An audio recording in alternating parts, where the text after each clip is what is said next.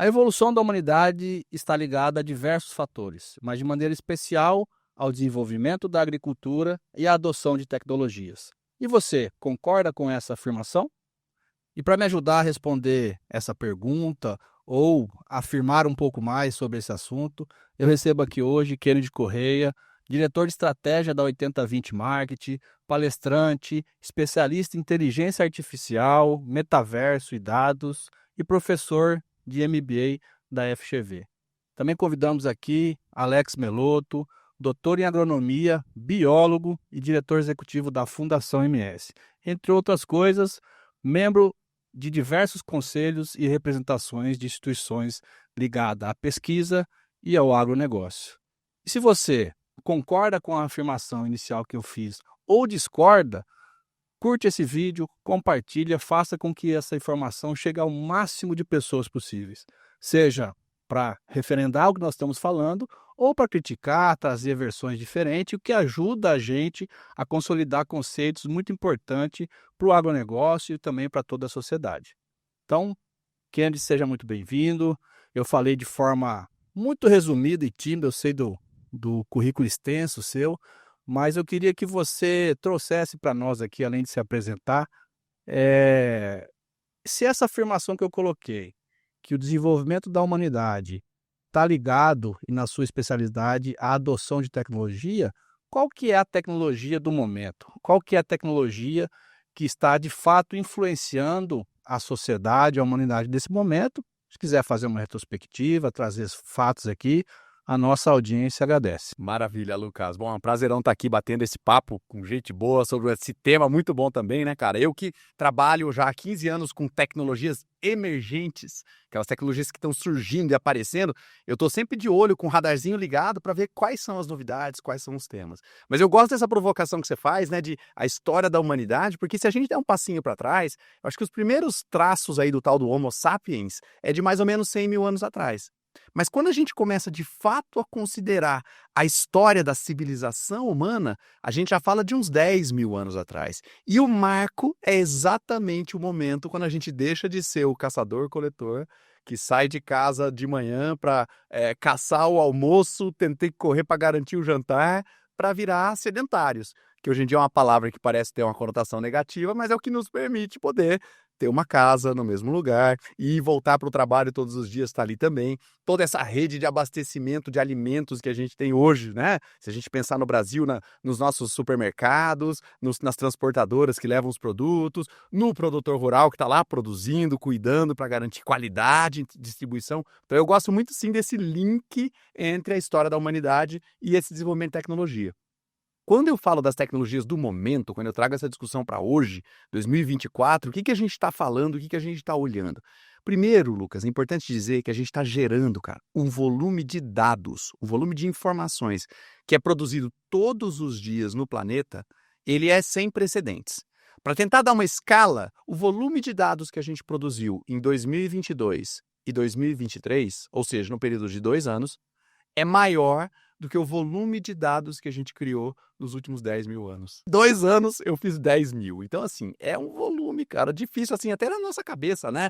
Teraflops, petaflops, difícil até de entender como dimensionar isso. Agora, se você reflete como usuário de tecnologia, você está com o tablet aqui, tem o teu celular em cima da mesa, meu computador está por aqui também. Imagina que cada palavrinha que a gente digita, cada e-mail que a gente dispara, mensagem de WhatsApp que a gente recebe, conteúdo nas redes sociais que a gente consome, curte, comenta, compartilha, como o pessoal vai fazer com o episódio aqui, tudo isso são pontos de dados. Tudo isso são informações sendo geradas o tempo todo. E o que acontece quando a gente tem tanto dado assim? Fica muito difícil para um ser humano, sozinho, usando só a cachola e só os 10 dedinhos que a gente tem na mão, de conseguir processar e entender todos os padrões inerentes àqueles dados, quais são as tendências, que tipo de insight ou sabedoria tem a partir dali. Então, uma das áreas que ganhou força demais como tecnologia emergente é a tal da inteligência artificial, né? Hoje é a bola da vez da tecnologia. Cara, sem dúvida. E é interessante porque ela é uma tecnologia transversal. Então, a gente vai falar bastante aqui de agro hoje. Tem inúmeras soluções de inteligência artificial aplicada a diversas das etapas aí do agro, porque penso o seguinte, do mesmo jeito que eu consumir conteúdo numa rede social gera dado, eu fazer plantio, colheita, aplicação de defensivo, tudo isso também pode estar ou está gerando dados efetivamente. Então, inteligência artificial é uma das que está muito quente, tem sido muito falada. A inteligência artificial ela tem um braço que a gente chama mais clássico, não é uma coisa totalmente nova. Inteligência artificial, o termo foi cunhado na década de 50, durante os anos 80, a gente teve um período que eles chamam que foi o alvorecer aí da inteligência artificial. Bate bem com a época que a gente passou a ter os microcomputadores, aquele computador que parou de ser um objeto gigantesco do tamanho desse estúdio, que o cara tinha que agendar a hora na faculdade ou no centro de pesquisa para usar, e passou a ser um computador pessoal, você tinha dentro de casa. Ele ainda era meio devagarzinho comparado com o teu celular aqui, mas já fazia alguma coisa, né? Então, nos anos 80, a inteligência artificial deu uma super florescida, e algumas áreas, cara, inclusive voltando no link com agro, meteorologia, por exemplo, é uma das áreas que a inteligência artificial já faz parte do dia a dia do cara, que precisa fazer previsão do tempo, que precisa fornecer informações de alta confiabilidade, não é 100%, né? Não vai ter precisão nenhuma, porque nós estamos falando do futuro, de algo que não aconteceu ainda, mas que consegue dar algum grau de previsibilidade para quem precisa escolher o dia para começar a colher, por exemplo, o grão, quando está pronto lá. Então, pode falar. Deixa eu fazer só uma parte, é uma história muito curiosa, e eu vou relatar aqui. Há uns 12 anos atrás, nós estávamos discutindo o zoneamento agrícola de risco climático, que é uma ferramenta que determina política pública, política agrícola, época de plantio, época de colheita. E aí trouxeram um relato que era de anos anteriores ainda, então vamos falar de 20 anos atrás, 25 anos atrás, que eles analisaram uma região que estava em desenvolvimento, crescendo na agricultura, e chamou a atenção um comportamento, porque nunca chovia mais de 5 dias consecutivos. E eles tentaram entender esse comportamento, ainda era na época que as estações, você tinha que ir lá todos os dias, pegar as amostras na mão, pegar o resultado na mão, anotar na prancheta, esvaziar o pluviômetro, regular tudo e no dia seguinte de novo. Depois de muita discussão, muito estudo, descobriram o seguinte, que era um órgão público que coordenava aquela estação meteorológica e não tinha ninguém para fazer a leitura no sábado e no domingo daquele recipiente. Então, ou seja, 5 dias, puxa vida. nunca chovia no sábado nem no domingo depois de um bom tempo. Aí entenderam que era uma falha humana e que dependia ali do ser humano. Então fiz só essa brincadeira que é um fato, até onde eu sei, real, que impactava nas análises antigamente e hoje é impensável com a quantidade de informação e automação que a gente tem hoje. Mas que legal, Lucas. Eu sempre trabalhei com dados, cara. Para mim, isso sempre foi uma parte muito interessante. Sempre gostei dos números, das planilhas, de estatística, bastante de números, matemática. E isso a gente tem inúmeros casos em análise de dados, cara, que esses vieses, né? Que é quando tem um comportamento ali que está afetando o resultado, mas na verdade é uma variável fora do que você tinha planejado, acontece. Ele tem um caso clássico que eles falam, que é dos aviões que iam fazer um ataque. Saíam da Inglaterra os aviões para fazer o ataque lá em Berlim, na Alemanha. Aí o avião ia lá um esquadrão de 10 aviões, aí voltava 5, né? Porque tomava tiro no meio do caminho, os alemães eram bons de antiaéreo. Aí os caras começaram a falar o seguinte, pô, como é que a gente pode se defender desse antiaéreo, senão nós vamos perder muita aeronave. Os caras, o Churchill fez conta lá, falou, não vai fechar a conta aqui. E aí ele começou a pegar todos os aviões que pousavam, ele olhava aonde tinha marca de tiro do antiaéreo. Aí onde tinha marca de tiro, ele ia lá e aplicava a placa. Só que bem nessa época, os caras tinham trazido um matemático. Durante o conflito da guerra, você pega os acadêmicos e traz para perto, né? Porque você quer ciência, desenvolvimento de tecnologia. Tá o máximo de informação. Os computadores foram criados exatamente na Segunda Guerra Mundial. Então, trouxe esses caras para interpretar. O cara falou, não, bicho, tá tudo errado. Você não tem que colocar a placa onde tem tiro. Pelo contrário, se esse avião conseguiu sair de Londres, ir lá para Berlim e voltou aqui com os tiros nessa parte da lataria, é porque ela é irrelevante para o cara continuar voando. Os outros lugares que não tem tiro que provavelmente derrubou o avião. E aí eles inverteram as placas. E isso, a Royal Air Force, foi uma parte integral do sucesso dos ataques aéreos de bombardeio. Então, existem vieses nos dados e muitas vezes a gente está cego, né? Inclusive, a gente usa a expressão do engenheiro de obra pronta. Depois que você entende o viés, fica muito fácil. Você acha até que aquilo é uma coisa ridícula. Tão óbvio, né? E óbvia. Mas, cara, só é óbvio depois, né? Então, meteorologia foi uma área. O mercado financeiro, cara, é outra área que já tem uns 15 anos que usa dados. Compra, venda de ações, preço, movimentações.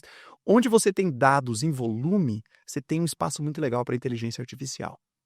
O agro não é diferente. A gente tem hoje, né, no maquinário, no equipamento utilizado em todas as etapas do processo, eu estou pensando aqui numa análise do solo, estou pensando aqui nas imagens de satélite, participei esses dias de uma colheita, então entrei dentro da máquina e fui acompanhando ali a produção, e aí a hora que enchia o reservatório dos grãos colhidos, já soltava o outro carrinho, vinha substituir. Então, assim, a gente tem um volume de dados sendo gerado, que faz super sentido que a gente explore e use inteligência artificial nesse contexto. Só que tem novidade. 2022, no finalzinho do ano, teve aí o surgimento do ChatGPT. E ele é um dos braços da inteligência artificial, que chama inteligência artificial generativa. Então, pela primeira vez, a gente tem uma ferramenta, de novo, voltando aqui no tempo, do mesmo jeito que aquele computador pessoal nos anos 80 fez toda a diferença, o ChatGPT é uma ferramenta de inteligência artificial generativa que aprendeu em cima de um monte de bases de dados de textos escritos por seres humanos e agora consegue reproduzir esses textos. Quando eles começaram a medir as habilidades dessas ferramentas, eles descobriram que ela era muito boa para responder perguntas, para ajudar você a pensar, para analisar dados e informações. Então, hoje, imagina que qualquer pessoa com um celular ou com um tablet, um computador na palma da mão, tem acesso aí a uma ferramenta hiper poderosa para ajudar a gente a pensar ou a ter mais ideias também. Então, a inteligência artificial generativa é um outro lado que tem crescido muito, muito por aí. Agora, ainda na linha dos dados, tem uma outra frente muito grande que a gente chama do Big Data ou Analytics, né? Que é a criação dessa cultura de que tudo o que acontece, todos os fenômenos físicos, tudo que acontece e que impacta a realidade, pode ser medido de alguma maneira. Se ele é medido, ele gera dados. Esses dados podem ser armazenados. Quando você tem uma quantidade muito grande de dados, você começa a aprender coisas que numa base de dados menor você não conseguia. Tanto é que quando a gente começa um novo trabalho, instala um novo sensor, você precisa de tempo, né? Não é no primeiro dia que você traz o resultado. Então também existe hoje uma cultura, né, da parte acadêmica, na parte de negócios em especial, de análises dessas grandes massas de volumes de dados. Então acho que são duas tecnologias que dá para a gente colocar aí como do momento, né, que estão aquecidas. Vamos voltar nesse assunto ali e fazer o link com a agricultura, ver talvez alguns exemplos, se você trouxesse aqui para nós também alguns exercícios, como é que nós possamos usar aí no dia a dia essas tecnologias. Mas queria aqui também desejar as boas-vindas ao Alex Melotto, biólogo de formação, doutor em agronomia, e que está à frente aí como executivo na Fundação MS, uma das principais instituições de pesquisa aplicada ao produtor rural e à agricultura. E eu tenho certeza, Alex, que você vivencia tudo isso que o Andy colocou para nós na prática. Quando você chegou na fundação, a quantidade de informações que vocês geriam, a quantidade de tecnologia que estavam a dispor do produtor e a realidade hoje de você ter um monte de informação e saber usar isso, né? A gente viu na evolução da agricultura, né? Desde a Revolução Neolítica, quando começaram a desenvolver algumas tecnologias lá, a antropologia nos mostra isso, tem muitos relatos disso, Revolução Verde, depois com defensivos agrícolas, maquinário, biotecnologia, e hoje Big Data, uso de informação, agricultura 4.0. Queria que você trouxesse para nós aqui um pouco da sua experiência, do seu olhar sobre agricultura e tecnologia enquanto fator de desenvolvimento da humanidade. Vamos lá, então, que eu sou o peixe pequeno do Shark Tank aqui. Lucas, obrigado pelo convite, é um prazer estar aqui com gente de tão alto gabarito, né? E especialmente falando disso, que é um tema que provoca muito a agricultura, porque isso está à nossa porta, mas nós estamos lá ainda dependendo de chuva para ver se vai plantar ou não. Então é quase como um contrassenso, né? A agricultura ela tem um lado jeca tatu, não é? Porque tá lá na roça e depende da roça, mas as tecnologias estão aí e eu estou exatamente como você falou, mais na ponta, mais aplicando isso ou tentando aplicar, como você bem disse. É uma revolução acontecendo quando a gente pega os nossos dados e tenta colocar para as máquinas processar. Isso para mim é a grande sacada. O nosso cérebro ele tem uma grande capacidade, mas não tão grande quanto um computador. Felizmente, por um lado e infelizmente pelo outro. Então, há uns 8 anos atrás, nós fizemos o nosso primeiro trabalho do que a gente já chamava de inteligência artificial. Como uma empresa de São Paulo, nós colocamos todos os nossos dados de solo, de todas as unidades de pesquisa da Fundação. Quantas unidades tem hoje? Hoje tem 10, Mas na época nós pegamos todas que nós tínhamos tido de 2008 a 2015, sei Em lá. termos de parcelas, é milhares. Milhares. Imagina todas as análises de solo de todos os campos de soja, de 0 a 20, de 20 a 40, todos os parâmetros de uma análise de solo e todas as produtividades de todos os materiais de soja e colocamos num algoritmo, para um algoritmo ler. Aí a empresa falou, olha, nós vamos rodar numa nuvem, porque se fosse num computador ia custar R$200 mil só de processador. Para aquele troço que ficava dias rodando. Para tentar justamente prever o comportamento da produtividade da soja em função daqueles parâmetros de solo e também de chuva. E aí aconteceu uma pegadinha como o dos aviões. E aí o resultado não batia, a gente não conseguia, mudava os parâmetros, não mexia, era muito pouca a influência naquele grupo de dados. E o que aconteceu? Os nossos dados sempre foram gerados em condições ideais. Então a gente não tinha as pontas. Nós não tínhamos um solo com pH 3, nós tínhamos todo mundo com 6,5. Você padronizava Claro, algumas coisas e variava a outras. variabilidade dos dados era muito baixa. Então nós ficamos meses se batendo, tentando, e foi uma hora que falou, pô, mas não vai dar certo nunca. A variabilidade dos dados é muito baixa, por incrível que pareça. Por quê? Pô, as condições são controladas num experimento. Nós plantamos na melhor época, na melhor condição, com maior quantidade de adubo. Aí os matemáticos e estatísticos da empresa falaram, olha, enquanto a gente não tiver um grupo de dados com uma variabilidade muito maior, nós não vamos conseguir uma assertividade maior. E aí teve um problema que foi o mais grave. Ninguém conseguia prever um negócio chamado chuva. Então você poderia ter o melhor modelo matemático do mundo. Se não chovesse, aquilo tudo valia igual a zero. Tem uma importância alta, é isso? 80%. Você mexe no 80%. 80%. Só se não é 80, 20, hein? Mas depois de ter quebrado a cabeça e tentado encontrar comportamentos ali que... Porque nós temos um problema. O cara que mexe com isso e o cara que opera o grão, a plantadeira, são pessoas distintas. Então você imagina eu, há 8 anos atrás, discutindo com matemáticos, com estatísticos, que o parâmetro pH de solo não estava variando tanto porque a gente tinha corrigido. Então, assim, você tem um desafio que é levar o conhecimento de ambos os lados. Nós temos vários trabalhos de pesquisa nisso hoje, super legais, e o resultado está chegando.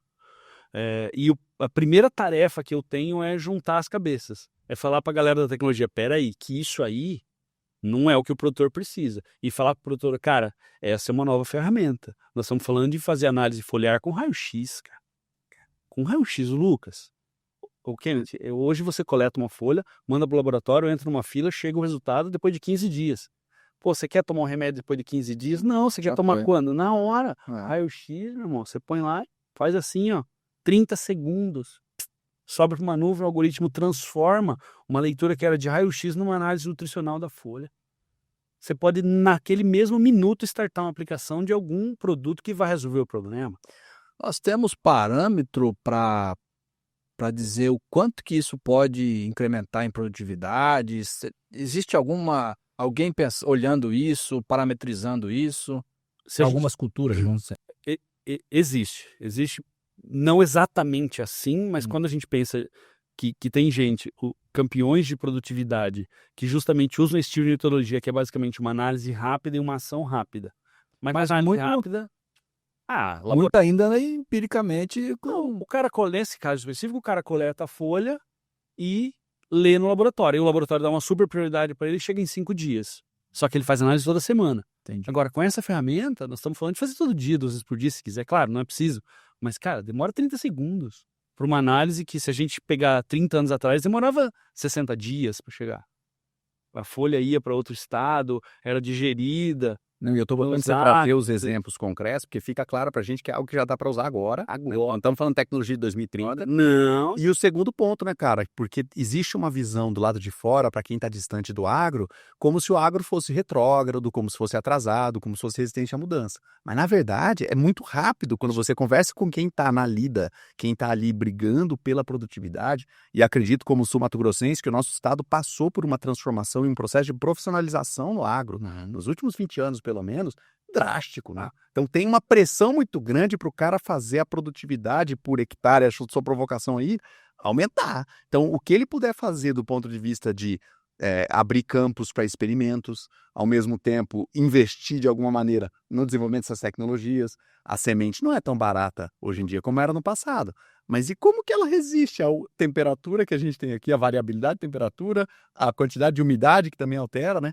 Então acho que a gente tem investimentos diretos em acontecendo. E a própria geração de tecnologia, eu lembro lá atrás, quando eu era do setor florestal, quando desvendaram o genoma do eucalipto. Foi uma festa.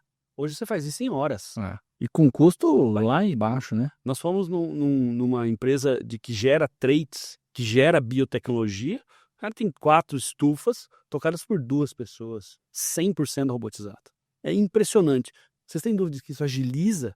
Aquela biotecnologia que demorava 6, 7 anos para ser incorporado. Agora demora 2. Graças a processamento computacional, a inteligência artificial clássica, como você colocou, e agora a generativa. Hoje eu li uma frase que dizia que nós precisamos discutir a mudança de nome, porque ela não é mais inteligência artificial, porque ela é real. E ela não é inteligência, ela é só computação. E quando vem, a gente tem uma pegada boa para falar. Quando vem tecnologia nova, né, cara, disruptiva, transformadora, é o momento que a gente tem que dar uma checada mesmo nos nossos parâmetros, né? Eu uso inteligência artificial generativa em várias partes do meu trabalho. Aí a pessoa pergunta assim, mas quem que fez isso aqui? Foi você ou a IA? Cara, eu não sei responder às vezes, entendeu? Não sei. Eu fiz, eu tava lá, eu gastei suor. Mas ao mesmo tempo tinha uma ferramenta de IA e ela fez também uma outra parte. Importa quem gerou ou importa o conteúdo gerado? No fim do dia, né, bicho? Ninguém quer saber Eu como é que... lendo sobre isso hoje. que traz, né? Importa? Não. Eu fui de Tá carro certa. para o trabalho. Se eu fui dirigindo, eu fui com motorista, eu fui num táxi ou no Uber, não importa. Importa que existia alguém junto comigo, mas eu fiz o meu esforço, eu tive a minha participação naquele trajeto, né? Eu acho que é muito... E aí a gente tá nesse momento, acho que a gente vai sim trocar um pouquinho o vocabulário, vai atualizando do mesmo jeito que... lembra que a gente falava entrar na internet? Era uma expressão do começo. Porque, cara, a gente tinha que abrir o computador, não era desse tamanho, né? Clicava naquele ícone, ele fazia uma ligação, fazia aquele barulho. Aí você realmente entrava. Aí usava rápido, porque tava gastando o pulso do telefone. Cara, hoje você não fala em entrar. Eu não sei, a gente não sai da internet, como é que eu vou entrar, né? Então acho que a gente vai trocando realmente hoje, até o jeito de falar, por conta da tecnologia que a gente usa. E uma coisa importante, uma evolução que nós temos é como a gente vê as coisas. Eu vejo cada vez mais como acessório de vida para facilitar as coisas, várias delas, do que como uma super novidade, uma disrupção. Para mim, já disruptou o negócio e já está aqui e eu me sinto quase na obrigação de usar. Quase na obrigação de, se eu for fazer alguma coisa, eu preciso ver se já tem alguma IA que faz para me ajudar. Porque senão seria o mesmo de... Me lembrou do finado Zimmer, né? Que ele, quando viajava junto, ele levava um mapa. E o dia que eu mostrei o Google Maps para ele, ele falou, veja ali se tem a Mascarada, que é a vila que ele nasceu lá no Rio Grande do Sul. Daí eu olhei, tinha. Falei, então esse negócio é bom mesmo. Olha, Vou rasgar o mapa. Entendeu? É isso, cara. Você se vê sem o Google Maps ou qualquer outra ferramenta de mapa, pra quê? É isso. Vocês tocaram em assuntos aí de formas distintas, mas complementares, eu vou chamar. E eu queria fazer o convite a quem nos assiste ou nos ouve aí pelas plataformas de streaming como um todo, que no episódio passado nós trouxemos aqui o professor Fernando Cury Pérez, sumidade, professor da USP, um cara que tem uma história, uma bagagem, uma vivência muito grande no desenvolvimento da agricultura, e ele tem um artigo e tem uma tese que ele fala dos valores antirrurais. Por que que nós temos ainda essa pecha de que o Jeca Tatu é o produtor, que a agricultura é atrasada e o que é vanguarda é a indústria, por exemplo? Tem toda uma questão cultural. Não vou aqui retomar esse assunto, mas peço para que você que queira assistir um pouco mais, conhecer, tem 1 hora e pouco de bate-papo lá e o professor traz com muita propriedade esses valores antirrurais que foram construídos. Mas hoje, o fato é, o agro brasileiro é um dos setores mais competitivos, se não o mais competitivo, da economia do Brasil hoje. Né? Nós somos vanguarda e referência. Recebemos aqui na Federação de Agricultura missões do mundo todo querendo olhar. Né? Se eu quero saber sobre tecnologia, eu vou para o Vale do Silício. Se eu quero saber sobre moda, design, eu vou talvez para a Itália, para a Europa. Mas se alguém no mundo quiser conhecer sobre tecnologia e agricultura de ponta, é no Brasil que ele vem. Então mostra que não é mais aquele setor atrasado, e muito pelo contrário, um setor de vanguarda. E como é que vocês enxergam, já entrando numa sequência dessa conversa, o futuro da agricultura aliado às tecnologias atuais, e talvez tenha algumas outras que nós não estamos enxergando ainda, Kennedy, você como professor da área, pode até nos provocar aqui, depois eu e o Alex vamos ter que fazer lição de casa para estudar um pouco. Como é que você enxerga? Nós temos, por exemplo, bioinsumos entrando muito na tecnologia, alimentos enriquecidos para tratar de problemas da saúde humana. Que você entende que vai ser um salto, né? Eu vou trazer aqui, eu até anotei, 12 mil anos nós tivemos a Revolução Neolítica, onde a sociedade, ou a população, a humanidade passou de ser caçador e coletor para domesticar as plantas e os animais. Aí, anos 1800, a Revolução Agrícola, onde começou a usar os animais, as primeiras ferramentas para poder desenvolver a agricultura e dar mais escala à produção, podermos gastar energia, talvez, curtindo a família, né? Depois de 1960, a Revolução Verde, utilização de métodos de cultivo como maior uso como defensivo agrícola, ampliação da mecanização agrícola. 1980, Revolução do melhoramento genético, né, com crescimento constante de produtividade, ganhos de produtividade. Anos 2000, Revolução da biotecnologia. Os transgênicos chegaram na agricultura. E 2020, agricultura tecnológica, que eu acho que é essa que nós estamos. Big Data, interpretação, automação, máquinas inteligentes. Qual que é o próximo que a gente vai colocar nessa lista aqui, talvez, para os próximos anos? Alguém ousa aqui dar um... Eu senti falta de um na sua lista, que é o sistema plantio direto. E ele significa especificamente para o Brasil. E o seu Bartz falou para mim uma vez, ele falou, desde o Neolítico, o sistema plantio direto é o primeiro registro de sistema de produção de alimentos para o ser humano que devolve o solo melhor do que ele pegou. Fantástico isso. E é muito louco ver os nossos vizinhos, mundialmente falando, nossos outros produtores, falando de agricultura regenerativa. É uma piada o que outros países fazem e chamam de agricultura regenerativa. Nós estamos fazendo isso há 50 anos. Então, só esse adendo aí à sua lista. A próxima. Então, eu vou fazer o seguinte, quando você pensa na próxima, eu vou fazer mais um adendo também. Vamos lá. Cara, eu tenho uma história intimamente ligada à tecnologia e agro. Porque o meu avô, o Hélio Coelho, eu acho que ele tem pelo menos 2 grandes projetos muito conhecidos. Primeiro que ele fez um projeto de irrigação, de arroz irrigado no Pantanal, que ele, quando vinha explicar pra gente, menino ainda, fazia uma comparação com a Mesopotâmia. Que era esse domínio do curso da água, da disponibilidade, para fazer um plantio e aproveitar uma área que, na verdade, todo mundo poderia chamar de um pântano, né? Que era a região dos alagadiços. Inimaginável qualquer cultivo agrícola ali naquele momento. Imagina, cara, anos 80, comecinho dos 80, e ele fazendo essa organização dos canais, usando uma rede de comportas, trabalhava tudo por gravidade, porque o acesso à eletricidade também era muito difícil naquela área. Então, assim, poder ter acompanhado isso de pertinho e ver isso acontecendo, para mim foi muito legal. E o segundo, você falou do melhoramento genético, né? O meu avô fazia visitas a fazendas no Texas nos anos 80. Eu, inclusive, recuperei umas fitas VHS esses dias, onde ele visitava para ver o que estava todo mundo fazendo. E aí se falava, ainda não era uma visão genômica, mas se falava sobre essa genética de separação de animais. E ele tomou uma conduta que era muito diferente do que o resto do Brasil fazia na época. Porque a seleção, ela ocorria, porém ela usava fatores visuais, né, fenotípicos. E ele foi para o outro lado, ele falou, não, peraí, vamos entender quais são as características desse animal. Aí depois de um tempo, falou, não é do animal. Quais são as características dos filhos produzidos a partir desse animal, porque era importante não só que o animal tivesse a característica, mas ela fosse passada para frente. Então você imagina, cara, isso aí era a nossa conversa de domingo da família, né? Muito enriquecedor, Então, né? demais. Por isso que você é meio doidinho assim, né? Certeza, Lucas. E tem um monte de gente que me pergunta, pô, mas por que você não foi pro agro, tal? Cara, eu nunca tive esse vínculo com a terra. Do pé na lama ali e tudo mais, eu era o cara do apartamento ali, né? Mas, ao mesmo tempo, o link com tecnologia, eu tenho certeza que veio ali do meu avô, cara. Né? Então, eu sempre gostei demais de entender isso, como é que a gente progride, né? Como é que a gente faz um aproveitamento, como é que a gente traz um olhar diferente para aquilo. Acho que isso foi algo que eu consegui trazer de inspiração, mas eu queria ver um pouquinho, que eu sei que você está tendo as experiências internacionais também aí, né? O que seriam, de repente, Alex, próximas curvas aí tecnológicas? Alex, só conta para nós aqui, você faz parte de um grupo mundial. Conta para nós um pouquinho essa É. experiência. É uma escola fundada na Inglaterra. Escola é o que a gente chama no Brasil, mas a gente se intitula Schoolers, mas não gosta de ser chamado de aluno, porque não é uma escola formal, é uma rede fundada na Inglaterra em 1950 e poucos por um lord chamada Nuffield, e ela tem subsidiárias em alguns países, o Brasil é um deles. E o foco dessa rede é justamente estabelecer networking e trocar experiências entre os países.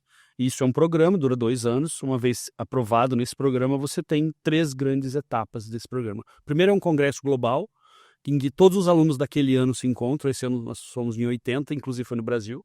Foi aqui em Campo Grande, o congresso foi super legal, você participou. Nós participamos, o Senar foi apoiou, super legal. Foi uma experiência fantástica mesmo. A segunda etapa é um programa chamado Global Focus Program, em que a escola define alguns roteiros, você escolhe um e faz aquele roteiro.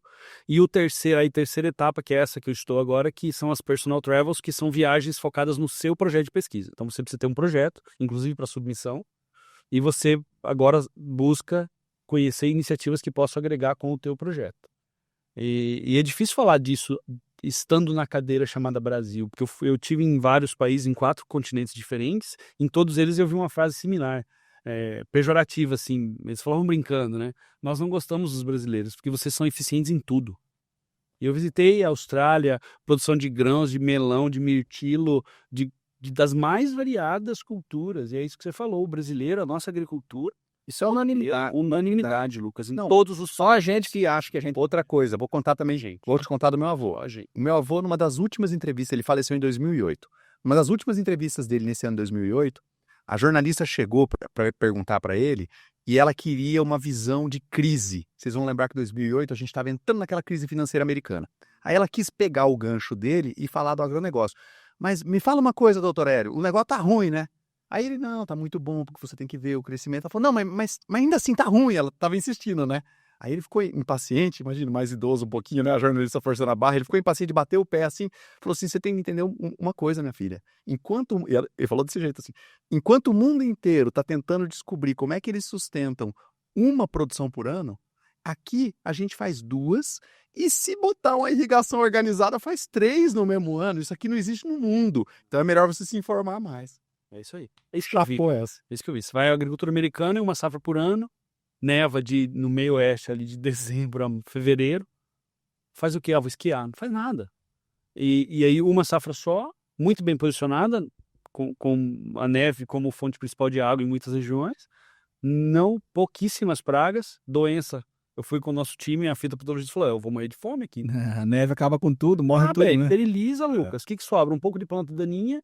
Tem produtor lá que nunca plantou soja. Nunca plantou. Hoje eles conseguem alternar, né?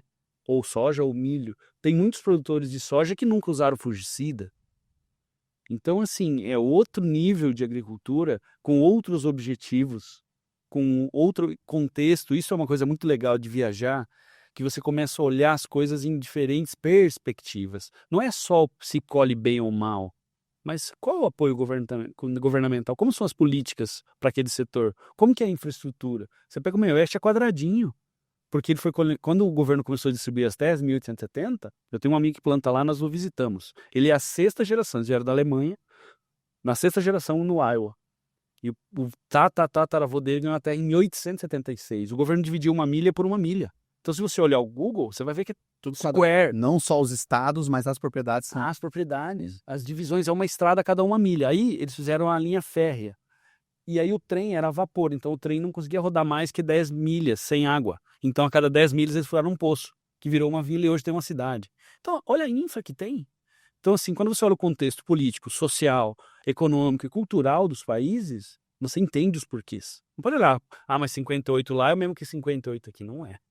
Mas a agricultura é sempre mote de desenvolvimento. Até nesse exemplo dos Estados Unidos você coloca, né? Então assim, criaram aquele povoado, dividiram as propriedades, começou a ter atividade econômica, o trem tem que passar para coletar o que está sendo produzido e levar insumo. Então vamos fazer um poço a cada 10 milhas. Fez um poço, atraiu gente, concentrou, desenvolveu aquela comunidade. No Brasil, se a gente olhar regiões que antes eram tidas como fronteiras agrícolas, né? E onde chega a agricultura posicionada, moderna, tecnológica como é hoje, o IDH daquele município automaticamente descola o IDH dos outros municípios que não têm esse desenvolvimento agrícola. Então, a agricultura... Esses últimos dados do IBGE foram reveladores, né, Lucas, com isso. Você vê claramente, para a gente que está no universo agro, a gente já sabe, já vê essas cidades, mas é interessante quando mostra para o resto do Brasil, talvez para o mundo, né, o quanto que é diretamente ligado a essa produção agrícola, né? O professor Fernando relatando ainda da FAE, eu provoquei ele assim, porque antigamente, é pejorativo, mas é fato, né? E a gente vê contar isso nos mais antigos, né? Tinha 3 filhos, né? O que menos gostava de estudar ficava para ajudar o pai na fazenda. Os que tinham mais capacidade ou gostavam de estudar iam ser médicos, iam ser advogados, engenheiros. E os mais burrinhos ficavam para ajudar a parte da produção. Hoje esquece. E o professor falou muito bem isso. Quer ir para a agricultura? Vai estudar, vai conhecer, porque você tem que ter noções de meteorologia, de solos, de gestão, de economia. Você ter um amplo conhecimento para poder ter sucesso num setor altamente competitivo, né? Então, voltando àquela provocação que eu fiz, nós estamos na era o quê agora? Das automações? Os plantios ainda não? Como é que você vê isso? Eu acho que você deu uma deixa aí para algo que eu estava tentando buscar, se era, eu não queria ser que ter uma resposta clichê, a era da sucessão, a era da gestão, mas eu acho que é a era da profissionalização do negócio. Legal. Exatamente por conta da alta competitividade. Nós estamos sobreproduzidos, né? A ONU falou, se eu não me engano, em 2007, que nós precisaríamos 3 bilhões de toneladas de alimentos até 2050. Em 2000, o ano que vem, nós teremos isso. Uau. Então, assim, nós já estamos com essa produção pronta. Isso quer dizer que o mercado precisa se rearranjar. E como qualquer mercado que se rearranja, sobram os mais eficientes. Então, é a hora de pegar esse emaranhado que é, por um lado, básico. Tem duas, sempre falo que na agricultura 2 coisas não mudaram. A tabuada e a tabela periódica. Então, essas coisas não mudaram. E nós vamos pegar as nossas tecnologias e vamos tentar ganhar eficiência. Como? O meu amigo dos Estados Unidos falou, cara, o meu maior problema hoje aqui, eu perguntei quais são os teus 3 maiores problemas. O principal, o maior é nitrogênio, o uso de nitrogênio. Eles estão se esforçando para colocar mais e nós menos. E o nitrogênio deles está indo para a água. E o segundo problema deles é custo de máquina. Ele falou, nosso negócio está insustentável por conta do custo das máquinas. Então, nós precisamos buscar eficiência. Nós precisamos da máquina autônoma, que roda 24 horas por dia. Certo? Para fazer valer aquele tipo de capital que você investiu, né, cara? E nós precisamos da colheita mais eficiente, nós precisamos da máquina que planta no barro. Eu concordo 100%, tem a mesma visão sua. Então, vamos convencionar aqui entre nós três que nós estamos na era, então, como tecnologia, na era da gestão, na era de informação. Eu até trouxe aqui o conceito ou a etimologia da palavra tecnologia. A gente acha que é um negócio muito distante, muito disruptivo, mas o termo tecnologia é de origem grega techne, que significa arte, técnica ou ofício, junto com logos, que é conjunto de saberes. Então é o conjunto de saberes sobre uma técnica ou um ofício. Então, ser um bom gestor, saber gerenciar informações, interpretar dados e tomar decisões corretas, talvez seja a tecnologia do momento que a agricultura está precisando. E aí as ferramentas de IA vão trazer ganhos de produtividade, de resultado, eu acho que incomensuráveis. Concorda comigo? Claro, com certeza. Vou te contar uma história engraçada também. Não vou revelar o nome do santo, mas vou contar o milagre. Estava conversando num evento esses dias com um camarada que é imigrante no Brasil. E aí ele tem uma propriedade rural em Mato Grosso do Sul. Aí eu falei pra ele, tudo bem, me apresentei, ele perguntou o que eu fazia, eu falei, não sei o que, sou professor na FGV. Aí ele falou assim, puta, rapaz, meus 2 filhos estudaram na FGV. Aí eu falei, que legal, cara, e eles estão trabalhando com o quê? Aí ele falou assim, os 2 estão lá na fazenda. Ele já senhor, um cara uns 70, quase 80. Aí ele brincou, ele falou assim, rapaz, minha filha chegou a fazer 2 faculdades, tá lá com o pé no barro na fazenda, né? Então acho que dando a entender, acho que 2 coisas. Uma que vocês já tocaram, que é, cara, profissionalização, você vai ter que fazer isso, a pressão competitiva é enorme, os custos envolvidos só aumentam. O custo, o ponto de equilíbrio de largada de uma safra de soja hoje assusta em saca, né? Então, se você não tiver profissionalização, esquece. Mas o segundo ponto é lembrar o quê? Teve uma valorização fundiária também, né? E aí, que também está diretamente ligado à capacidade daquela terra em produção, claro. Mas imagina, cara, que uma propriedade rural hoje de 500 hectares, dependendo do local, vale 20, 30 milhões de reais, né? Então já é um ativo, um patrimônio que se você cuidar direitinho, você faz valer aquilo. Aquilo vale dinheiro, do ponto de vista de sucessão, aquilo passa para frente. Então acho que também tem esse movimento de um retorno desses sucessores para estarem mais perto desse negócio tradicional, rotineiro. Então acho que é um componente interessante porque com o sucessor, ele também vem mais aberto para uma conversa técnica, né? Mais dispostos a modificar um processo, aquela coisa que eu acredito que na pecuária a gente ainda tem alguns redutos mas sempre foi feito assim, né? Na agricultura eu não vejo mais, cara. Eu acho que já era. Isso aí já é uns 10 anos que não tem mais como. Ou então o sucessor vai simplesmente arrendar. E tá tudo certo. É melhor arrendar do que comprometer o ativo. Porque quando a renda bota o arrendatário profissional, né? Claro, cara. Esse mais ainda, né? Tem que pagar e ainda tem que renovar. Tem o preconceito contra aquele sucessor que enxerga o negócio e fala, isso aqui não é para mim, eu vou arrendar e vou voltar para São Paulo. Ele tá preservando o ativo dele. Mas ele tem que, no mínimo, para tomar essa decisão, saber fazer conta. Claro. Né? Ele não precisa tocar aquela atividade, mas ele tem que saber o que vale aquele ativo dele, quanto que a atividade que está em cima daquele ativo remunera o capital dele, para talvez tomar a decisão, vou vender e vou imobilizar no urbano, vou comprar uma fábrica, vou fazer o quê? Então ele precisa ter essa informação. É uma decisão consciente. Consciente, sem dúvida. E outra também. Tocar mal, né? E outra também. Precisa lembrar que a relação do arrendatário com a terra é diferente da relação do proprietário com a terra. Então você tem que entender, sim, de contrato, você vai ter que negociar termos e cláusulas, você tem que entender de fazer conta, como o Lucas falou e você brincou, né, Alex, da tabuada, tem que saber fazer essa conta do retorno. E terceiro, cara, tem que entender o impacto da produção na terra. Mesmo que não vá plantar uma semente ali, mas isso é algo que faz parte do processo de preservação, porque se o arrendatário tiver um contrato para vencer e ele souber que ele for embora, dá para ele fazer uma última safra desarrumada ali, não dá não?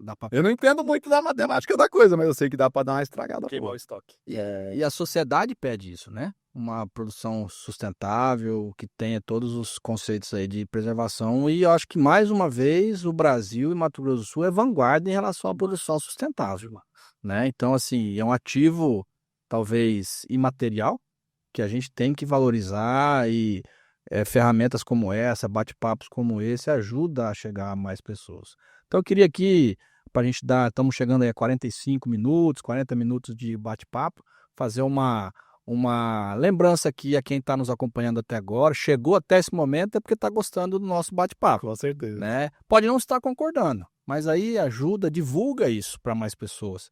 Mesmo que você concorde ou não concorde com o que nós estamos falando, é uma forma de mais pessoas conhecerem o ponto de vista e poderem trazer a sua versão, a sua informação. Então está aparecendo aqui no vídeo as nossas redes sociais, curte, compartilha, siga a FamaSul, o Sistema FamaSul em todas as plataformas sociais. Daqui a pouco eu vou deixar as redes sociais também do Kennedy, do Alex, das instituições, das empresas que eles trabalham, que eles participam, para vocês quiserem também conhecer um pouco mais deles, entender um pouco mais os trabalhos deles para a sociedade, para a agricultura, para a tecnologia.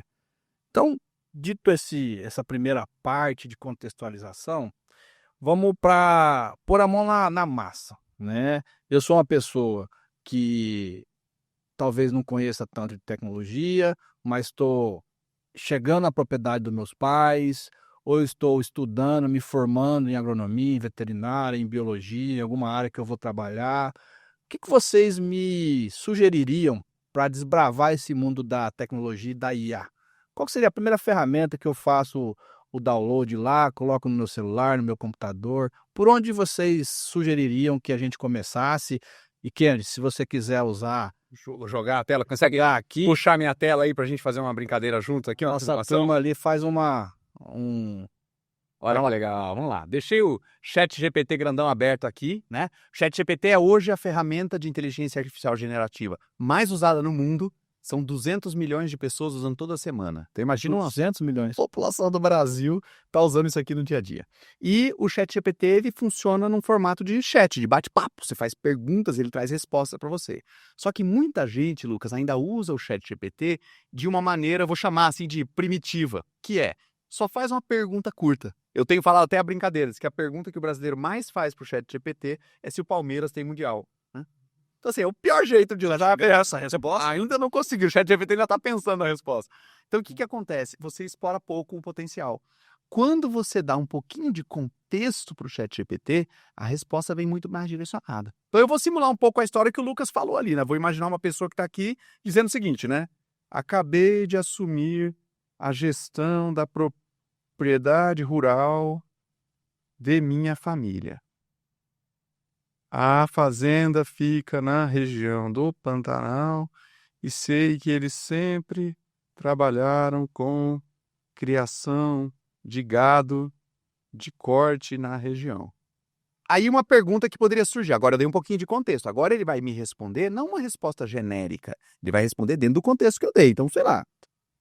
Eu tenho mais ou menos um parâmetro para dizer que você está conversando certo ou errado. Se a resposta está no Google, você não precisava do chat GPT. Mais ou menos. É Se legal, a resposta está no Muito Google, bom. não usa o chat. Que outras atividades produtivas eu poderia desenvolver na propriedade, respeitando as questões ambientais particulares do Pantanal? Pantanal. Então, o que é a ideia aqui, né? A gente criou esse contexto, essa ideia fictícia aí, imaginária, tá lá, ó. Parabéns pela nova gestão. Além da criação de gado de corte, tem outras várias atividades produtivas. Então, turismo de experiência e ecoturismo, né? Tem uma coisa legal aí. Aquele link memória atualizada. É uma atualização recente. Ele sabe quem você é, inclusive ele está gravando todas as conversas que vocês tiveram. Então, se você perguntar, tipo, o que você acha de mim? Ele vai te dizer lá Com base no dele que salvou. Então, vamos fazer aqui ao vivo isso. Pelo amor de Deus. Exato, vamos evitar, né? Evitar o foi mal, como diz um amigo meu. Então, turismo de experiência e ecoturismo. Apicultura, que é a criação de abelhas. Silvicultura de espécies nativas. Olha aqui que ele citou aqui, cara. No começo, eu fui experimentar aqui e perguntei, o que é isso aqui, né? Baru. Tá lá, ó, recomendando fazer com baru e também o IP ali. Agricultura de baixo impacto, hortaliças. Especificamente nesse item, a gente tem bastante restrição legal, né? Ano passado, a gente aprovou a lei do Pantanal, então tem que ter bastante atenção nesse item aí, e tem aí instituições como a Fundação, como o Senar, a FamaSul, que podem orientar o produtor que esteja nessa situação aqui igual que antes. O disclaimer no uso de IA é frequente, né? Porque você não pode simplesmente copiar e colar o que ele está te dizendo. É excelente ponto do Lucas aí. Um disclaimer. Atenção, essas informações são passíveis de cumprimento de leis locais e blá, blá, blá. E aqui copia e cola, meu. Pô. E, Alex, eu gosto de olhar como ponto de partida, né? É. Para você começar uma conversa, né? Então, vamos dizer que te interessou. Aqui falou pecuária regenerativa. Eu ia te perguntar, isso é diferente do que você tinha falado de agricultura? Não, é mesmo sentido, mas com pecuária, né? Tá legal. Você imagina uma pessoa que está herdando uma propriedade, a gente sabe que isso é comum, que está, sei lá, na terceira geração e não conhece nem a propriedade, mora num grande centro, numa grande capital. Aqui ele tem um ponto de partida fantástico, né? Para ele começar depois buscar empresas, instituições, não sei qual que é o segundo passo, mas eu queria que depois você pudesse falar assim, aonde saber mais sobre apicultura, por exemplo. Legal, né? Vamos conversa, vamos imaginar que a gente gostou da ideia da apicultura, né? De referências locais. Nossa, a ideia de apicultura. Com quem eu poderia conversar localmente na região para entender melhor os desafios, as novas tecnologias e as melhores práticas dessa atividade, né? Uma coisa assim, então, você vai conduzindo a conversa, vai perguntando mais lá. Vamos ver, ó. Recomendou a Embrapa Pantanal, que a gente tá falando do Pantanal, né? E eu acho que isso lá na Embrapa tem essa lógica de ser por região, né? A Embrapa Pantanal cuida do escopo todo. Associação de Apicultores Locais, falou do Instituto do Homem Pantaneiro, que acho que fala das práticas aí de conservação, né? Falou do Sebrae Mato Grosso do Sul, falando de programas de capacitação à apicultura sustentável, né? Mas aí, Lucas, eu tenho uma ideia diferente. Eu gosto do ChatGPT, eu acho que ele é um ponto de partida muito legal. Mas eu tenho usado uma outra ferramenta, cara, que eu vou abrir a aba aqui pra gente ver, que é o Perplexity. O Perplexity, ele é bem parecido. Se você olhar com o ChatGPT, ele tá escrito em inglês, mas do ponto de vista de IA generativo não tem problema, pode perguntar em português do mesmo jeito. O que eu gosto muito dele? Ele cita as fontes de informação. Então, se eu fizer mais ou menos a mesma pergunta, né? Quais as melhores referências locais para eu aprender sobre a cadeia produtiva da apicultura na região do Pantanal. O que ele vai fazer? Ele vai trabalhar uma resposta, se você ler, ele vai estar falando aqui, mas ele vai apontar, cara, quais foram as fontes que ele utilizou para trazer essas recomendações. E aí, se você vem aqui em cima, ó, clico aqui, ele mostra de onde ele tirou. Tem um trabalho da Embrapa Pantanal, tem um PDF aqui da Universidade Federal de São Carlos, aqui parece ser o Conselho Regional de Medicina Veterinária do Mato Grosso, aqui mais alguma coisa da Embrapa, alguma coisa do governo federal. Trouxe novos atores aí para discussão, né? É isso, cara. Então, eu tenho usado bastante, ó, orgânicos para falar do mel orgânico, de repente, né? Tem a ver com Tem um Pantanal potencial também. fantástico para a região. Né? Então, eu gosto muito do Perplexity como uma ferramenta que, além dela me responder, ela me dá aquele quero saber mais, quero estudar, quero me aprofundar. Tanto que se você vai aqui para o finalzinho da conversa, ele ainda mostra, ó, perguntas relacionadas. Aí, ó, olha aqui que ele sugeriu para vocês me falarem se faz sentido. Quais são as principais técnicas de manejo das colmeias do Pantanal? Como a certificação orgânica pode impactar a economia de apicultura? Quais são os principais desafios enfrentados pelo apicultor? Como a apicultura pode ser uma atividade complementar para pescadores? E quais são as vantagens competitivas? Então aqui, cara, ele vai te dando... O pessoal na internet chama isso aqui que é cavucar o buraco do coelho. Como se fosse a história da Alice do País nas Maravilhas, que vai atrás do coelhinho na toca, né? Então aqui, cara, você começa um processo de pesquisa e vai aprendendo sempre com um texto de fácil leitura, que é essa questão da IA generativa, e de novo, você é sempre com as fontes citadas. É tipo ele fazer um plano de negócio do meu orgânico no Pantanal, certificado. Ué, Esse é o grande, para mim isso é que é o grande ganho, cara. Quantas reuniões e quantos e-mails nós poupamos, cara. O moleque acabou de assumir, não sabia nem por onde começar, nós já estamos pedindo um plano de negócio. Pelo menos fala que é ruim.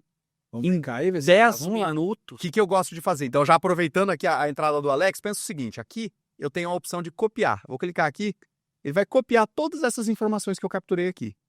Eu adoro, cara, combinar as ferramentas. E aí eu uso o Perplexity para pesquisa e o ChatGPT para escrever o plano de negócios, né? Então eu volto lá no ChatGPT e falo, gostei, mas fiz uma pesquisa aqui sobre mel orgânico. No seu concorrente. E recebi essa resposta. É orgânico, né? É. O legal do Candy é que ele conversa mesmo, né? Ele vai... Eu ainda não tenho essa habilidade, assim, eu ainda falo, gostei, obrigado, né? Eu tô sempre educadinho. Então, pra mim, a parte mais difícil da inteligência artificial é o não agradecer. Lá em casa tem uma Alexa, né? E aí, pô, é difícil ensinar pros meninos usar a Alexa sem dizer obrigado e por favor. É difícil, eu não quero que ele fique dando ordem pra máquina. Bom, pede por favor. Então, vai lá, colei aqui a pesquisa, ó. Então, aqui já mostra que tudo que esse campinho aqui de texto, apesar dele parecer que é pequenininho, dá para escrever bastante coisa. E quanto mais você escreve, melhor. Aí eu vou lá pro final, vou falar o seguinte. Agora eu queria que você fizesse, por gentileza, por favor, um plano de negócios para a implantação de uma operação de pequeno porte de produção de mel orgânico próximo à cidade de Miranda. Vou dar um pouco mais de input aí para ele. Ótimo.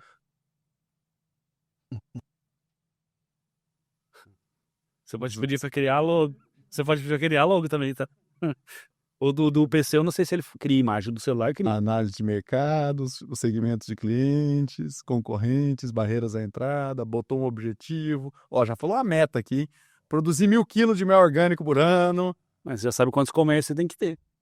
Olha lá. Comércio padronizado, estratégia de segurança, armazenamento, equipe inicial, 2 apicultores e tal. Capacitação. Ô, rapaz, até um investimento aqui. 30 mil de infraestrutura, 15 pau de equipamento, certificação, capacitação e consultoria, marketing. Falou do preço de vendas, aí não sei, cara, será? Eu não gosto muito de usar o ChatGPT para dar no mercado, porque, putz, tá mexendo todo dia. Geralmente as informações exatas, ele é menos confiável. Mas quantas horas e horas de um consultor que a gente precisaria envolver para poder chegar nesse modelo? Você usa o Gama? Gama também. Aí você copia isso aí, põe no Gama, ele monta um slide pra você. Toda a apresentação de slides. Você diz, eu quero 40 slides ilustrados em alta qualidade para fazer um pitch, Lucas. Pô, você tá me provocando, cara. Vamos lá. Estamos aqui, né? Então vamos lá. Então vamos simular que essa pessoa que herdou ou que está assumindo a fazenda, ele ainda tem os pais vivos, o patriarca ainda é vivo e ele precisa aprovar o recurso desse projeto. Né? Legal. E aí vai ter uma reunião de família, do conselho da família, ele tem que apresentar esse projeto para ver se a família põe grana lá dentro. Legal demais. Vai chegar com Um texto de 20 páginas. um patriarca tem seus 70 e poucos anos, não vai querer ler ali. A gente pode simular um pitch aí, né? Vamos lá, já estão aqui, abri o Gama, então, gamma.app. Eu já estou no meu login aqui, as apresentações que eu criei. E aí eu posso criar uma nova apresentação. Aí ele permite essa função aqui, onde eu vou colar um texto, ó. Eu pego o texto que eu já tinha escrito, e aqui eu estou fazendo na íntegra, tá? Ó, só colei. Como ele aqui no começo ele falou aquela introdução, eu vou tirar a introdução só aqui, peraí. Cara. Vocês querem um café? Alegre, se tiver Café eu tomo. 2. Tá, para nossa equipe aí. 3 cafezinhos para Olha lá, ó. Então aqui eu colei aquele conteúdo do plano de negócios, pedi para ele fazer uma apresentação. Continuar. O que o senhor gostaria de criar? Te conhece, né? Aí aqui ele me pergunta, né, ó, conteúdo de texto. Eu quero detalhado, médio ou breve? Vamos fazer breve, né? Uma apresentação com menos texto. Em português. Imagens de IA. Você pode falar imagem pela IA. Posso inserir minhas próprias. Lá tem Vai fazer 8 slides, né? Vamos ver quantos. Nós temos 8 tópicos, né? Tá bom? Tá bom. Continuar. Ele vai pedir um visual, já sugeri um amarelinho aqui. Vamos nesse aqui que é de. Já que é mel o assunto, né? Tem a ver, né? E gerar a apresentação. Cara, esse é o que sempre me espanta. É bem nessa hora que ele vai montando. Durante você vai vendo ele fazer. Um dia eu tava jogando Beyblade com o Lucas, meu filho, e ele falou, pai, o que é reencarnação? Eu falei, eu tava com o celular na perna. Eu falei, pede pra sua mãe. Aí chegou o WhatsApp da minha esposa, eu não sei. Aí eu corri no ChatGPT, ele me deu o texto, eu colei no Gama e pedi uma apresentação ilustrada para explicar para uma criança de 7 anos. Cara, em 3 minutos, eu comecei a mostrar para ele no celular o que era. Você vê, vocês estão conversando demais, já tá pronto, viu? Você até foi falando, é isso aí. Não dá nem pra tomar um cafezinho enquanto a gente cria. Ó, Pantanal, o mel ali, ó, até um rótulo de mel orgânico que ele já meteu aqui. Legal. E aí você pode, nessa ferramenta, mexer em cada slide se você quiser. Refaça tal coisa. Tudo editável, filho. O Kennedy deu um curso para nosso time aqui do Sistema FamaSul, essa semana passada agora, justamente para a gente aprender essas ferramentas e colocar na prática no nosso trabalho no dia a dia, facilitando, ganhando produtividade, né? Essa foi uma das ferramentas que a gente exercitou. E aquilo, né, Lucas? Às vezes quando a pessoa olha esses 3 exemplos que a gente fez aqui, o ChatGPT para o texto, o Perplexo para pesquisa, o Gama para apresentação, às vezes ela fala assim, puxa vida, mas rapaz, eu tenho que colocar a testa no sol lá, pô. Eu tô arando a terra, eu tô lá aplicando defensivo, eu não tenho como usar esse ChatGPT. Claro, vão ter áreas que você vai ter mais uso ou menos uso. Agora, no meu caso, né, que eu faço trabalho de escritório, eu já falei, né, menino do apartamento lá, que eu faço pesquisa o tempo todo, leio relatório pra caramba, analiso dado científico, produzo, né, escrevo artigo, monto apresentação. Cara, pra mim o impacto é quase 100%. Mas Quase 100% do que eu faço é isso. Para mim, essa é a grande sacada. É como você aplica isso. Esses dias acendeu uma luz no painel da minha geladeira. Eu falei, vou saber, nem sabia onde estava o manual. Eu tirei uma foto e perguntei pro ChatGPT, o que é essa luz acesa no painel da geladeira Electrolux? Ele me disse, é o filtro. Olha, entendeu? Então, não é, a gente está falando sobre carinata, que é uma espécie que está chegando e tal. Aí eu não usei o ChatGPT. Eu usei uma máquina nova que a NVIDIA lançou essa semana, Llama 3 Neutron, não sei. Aí eu perguntei, eu dei o contexto, Mato Grosso do Sul, o que você acha do cultivo de carinata como cultura de inverno, blá, blá, blá. Cara, ele fez o texto e me apontou lá. Eu perguntei qual era o risco. Ele falou, o risco são as altas temperaturas do plantio no cedo, no florescimento da espécie. Eu fui pro pesquisador, falei, João, você vai começar os trabalhos de cuidado com isso aqui. Ele falou, o pessoal falou para plantar tarde mesmo. Então eu usei a ferramenta. Você pode fazer uma leitura de, por exemplo, qual o melhor fertilizante para tal condição.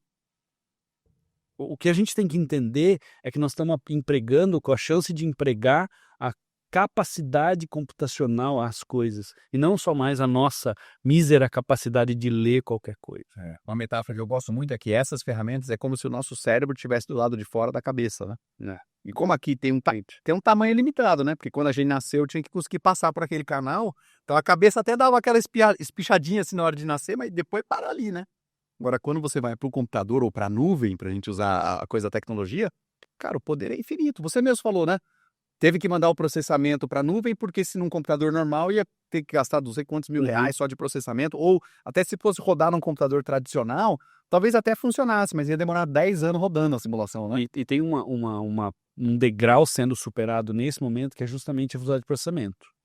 Muito disso você ainda precisa de grandes máquinas. Hoje, você já tem iniciativas da própria Apple, por exemplo, que a Siri roda direto na máquina. Ela não precisa mais da internet e da nuvem, de um mega power computador lá nos Estados Unidos. O processamento no teu celular é tão rápido que ela consegue baixar rapidamente um volume imenso de informações e te dar resposta sem internet. Então, o processamento, as coisas ficando pequenas, fazem com que fiquem mais ágeis. E até, né, Alex, só para contar para todo mundo, a empresa líder nesse movimento hoje é uma empresa chamada NVIDIA, que boa parte das pessoas, grande, massiva maioria das pessoas, nunca tinha ouvido falar. A NVIDIA era uma empresa que quem conhecia eram os gamers. Os caras que jogavam videogame já sabiam que tinha a placa GeForce, que o cara tinha que comprar lá. Agora o mundo inteiro conhece porque a empresa já está valendo mais de $1 trilhão, entrou no tal do Clube do Trilhão. E o motivo principal é pelo quê? Essa empresa vai fornecer, está fornecendo atualmente, tem pedidos para 2025, já tudo lotado, o hardware para fazer tudo de inteligência artificial poder ser processado e entregue, né? Então, eles são uma empresa de infraestrutura, hoje com a valorização aí de preço de ação inacreditável. Assim. Não só a gente está, só para a gente voltar aqui um pouquinho, a gente está exercitando aqui um exemplo aplicado para o agro, de quem está entrando, está começando. Tem mais alguma ferramenta nesse caso? Ele poderia utilizar mais alguma coisa para refinar essa busca ou para talvez trazer mais elementos? Porque senão eu acho que tem muitas. Quantas ferramentas de IA nós temos hoje, Kennedy? Cara, tem um site que chama Tem uma IA para isso, né? 20 mil, cara. 20 mil, entendeu? É impossível conhecer tudo, né? É impossível, Lucas. E até a gente tem que tirar um pouco do peso das costas, porque às vezes a gente tá falando que, pô, é uma novidade, é legal você se inteirar, você passar... Mas não dá para usar 20 mil ferramentas, caramba. Não. Então, também a gente não vai saber tudo. Com certeza, sempre alguém vai ter uma ferramenta nova. Você estava me contando uma que você usa nas pesquisas aqui mais cedo.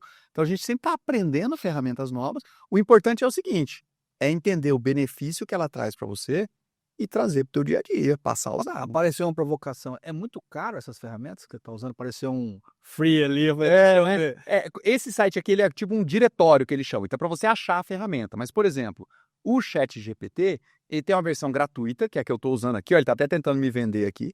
A versão paga vai custar uns R$120 por mês. Então, para dar uma régua de valor. Mas a gratuita já faz um servição. Faz um servição, cara. Essa Perplexity, eu também uso a versão gratuita, também custa cerca de R$120 por mês. E a Gama, a versão gratuita, ela é mais limitada. Dá para fazer, acho que as primeiras 10 apresentações. Quem estava prestando atenção na hora que eu abri aqui, viu que eu já fiz um pouquinho mais que 10, né?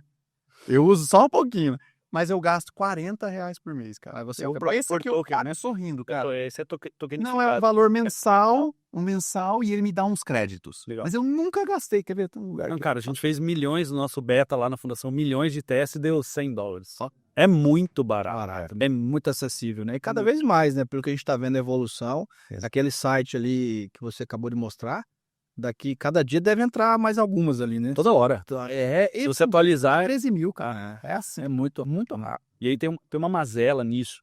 Chama de mazela, mas é uma coisa que a gente precisa estudar, pensar e pôr em prática, que é uma coisa que nunca mudou desde que o mundo é mundo, chamado curadoria.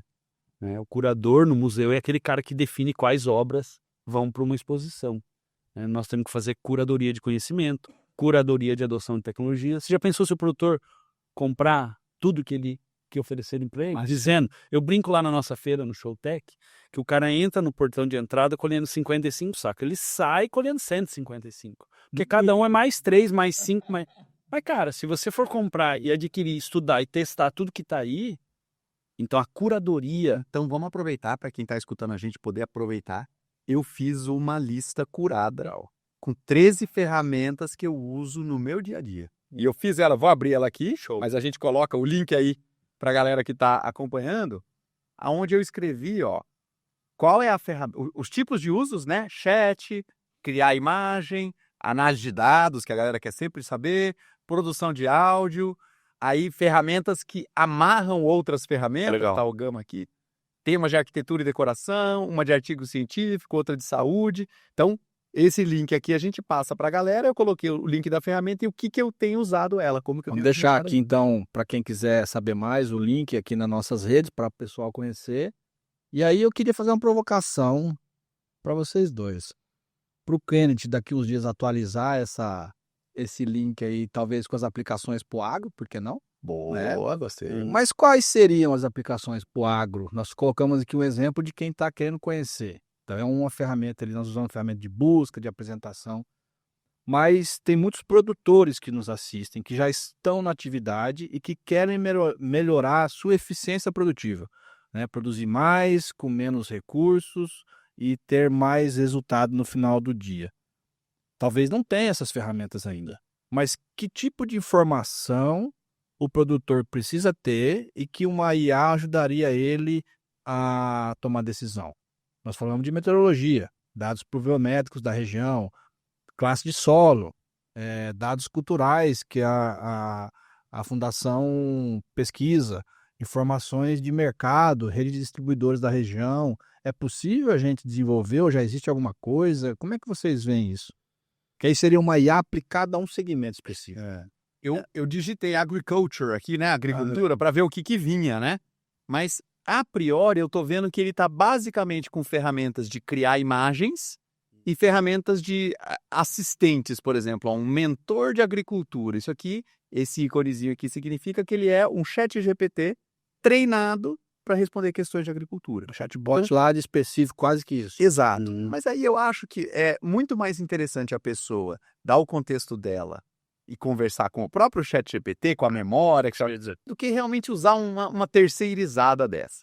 Ferramenta de criação de imagem, é divertidinho, mas para você fazer um plano, como a gente apresentou ali o de apicultura. Agora, eu acho que as aplicações de inteligência artificial para o agro, elas são mais do universo da inteligência artificial clássica, que é o tal do machine learning ou do aprendizado de máquinas, que é você começar a ir atrás dos equipamentos que você está utilizando, pode ser lá a estação meteorológica, tem alguns sensores. Teve um pessoal de Mato Grosso do Sul que esteve em Israel, não teve recentemente? Foi lá, viu os sensores que eles estão usando em algumas partes da Terra, o próprio resultado da análise de solo, as imagens de satélite ou as imagens de drone combinadas, né? E aí fazer uma sobreposição dessas informações. A plataforma que eu conheci que tem essa proposta é a AgroIntelli, né? Que é startup, eu acho que no site deles eles até mostram assim um pouquinho de como que é essa visão. Mas eles criaram uma plataforma de inteligência comercial e gestão agrícola na palma da mão. Então, no fim do dia, é tentar trazer os dados de várias frentes, né? Tempo, planejamento, praga, satélite, relatório, safra, talhão, para um lugar só. Porque a partir do momento que a gente começa a ver as informações cruzadas, e até assim, eu sempre tenho muito projetos na área de BI, que é Business Intelligence. No fim do dia, a única coisa que o BI faz é que ele cruza duas ou mais áreas, né? Sim. Só que existe uma inteligência que aparece quando você cruza áreas. Então, acho que esse aqui foi um exemplo que eu gostei, é uma startup de Mato Grosso do Sul que está crescendo bastante nessa frente de inteligência artificial. E eu acho que toda vez que você dá contexto, porque justamente o grande lance é a capacidade de pensar que é maior que a nossa, né? Então, toda vez que dá contexto, ele consegue te dar uma visão que você não teve ainda, muito provavelmente. Então, você pode simular situações ou relatar situações que você está vivendo, de escolha de data de plantio, de controle de alguma praga, e ele vai te dar diferentes points of view ali, diferentes alternativas. Vou dar um spoiler. Nós estamos investindo muitas horas de trabalho e alguns reais para ter a nossa própria inteligência artificial. É difícil. Todas as informações que vocês geram das pesquisas. Tudo que a gente quiser colocar lá. Por exemplo, o nosso beta tem os dados do SIGA. Ele chama Tito, já está batizado. E aí, Tito, me fala, eu também fui igual você. Eu falei, e aí, Tito? Você me começa assim. Vocês estão aí, moderni, vocês querem conversa com a máquina. Me fale sobre Camapuã. Pera, ele já puxou o mapa, leu o mapa inteirinho. A área de Camapuã é essa, planta. Só perguntei isso. Perguntei isso. O André, quando foi para São Paulo, voltou com a ideia. Eu falei, cara, calma, só vamos pegar os dados de vocês e colocar aqui. Aí nós colocamos o custo de produção. Mesma coisa. Título, qual é o custo de produção? Tal. Qual foi o fator que mais impactou? E se você, esse dia eu perguntei pra ele, e se você precisasse mitigar custos, o que você faria? Porque ele tinha os dados de custo de produção.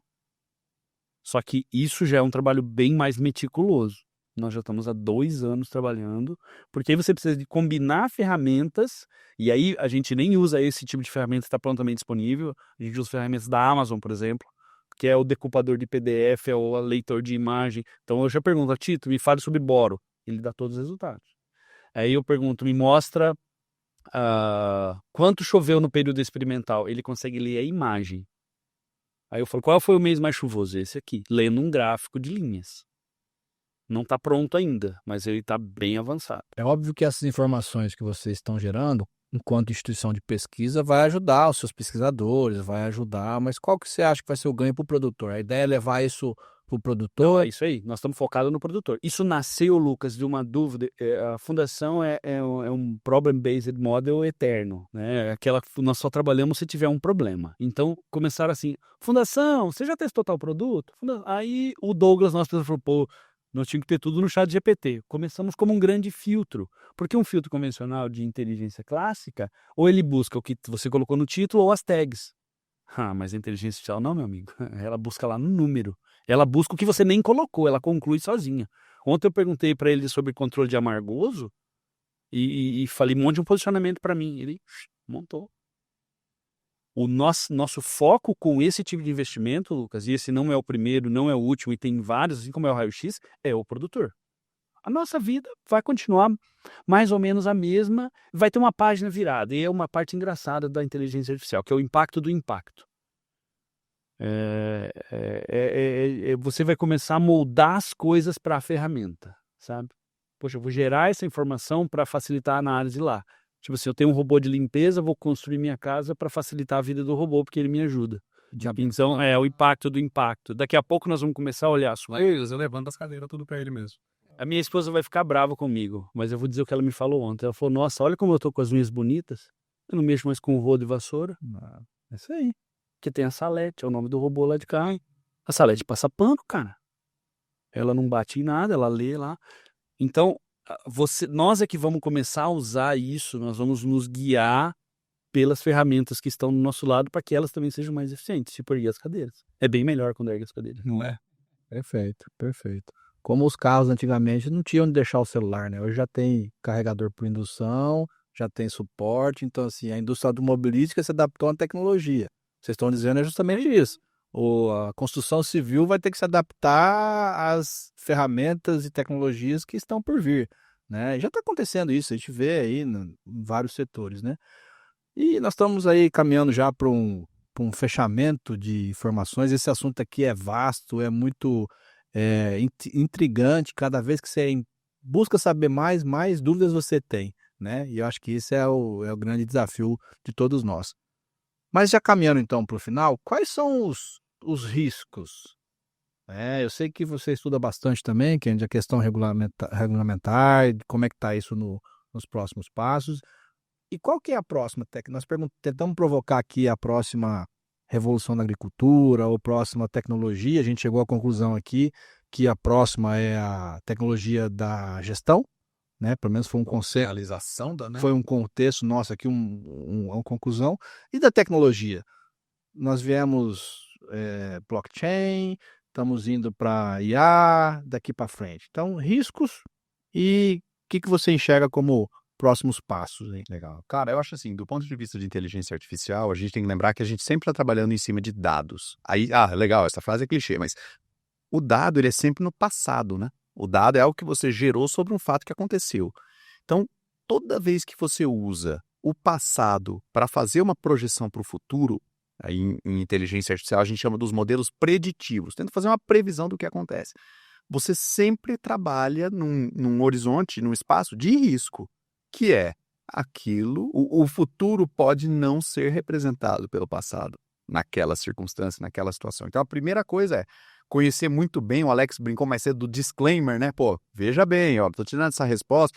Então, a gente saber que por mais que a gente vá automatizando os nossos processos com o uso de inteligência artificial, de que a gente está projetando o futuro ou algo que ainda não aconteceu com base no que já aconteceu. Então, por exemplo, eu acho a inteligência artificial incrível, mas eu acho que vai ser mais legal que tenha o piloto do avião ali, sabe?